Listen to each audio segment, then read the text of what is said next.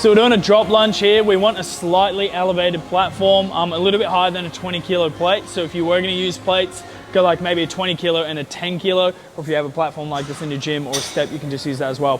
With our front leg, the main difference we're having here is we're gonna rotate that foot inwards, and then with this lunge, we're not gonna be keeping that back foot static. We're gonna drop it back, come down, and then as we come forwards, we're gonna lift it back forwards, right? One of the most important parts of this movement is when we are bringing that back foot forwards, we need to make sure we're not pushing through it.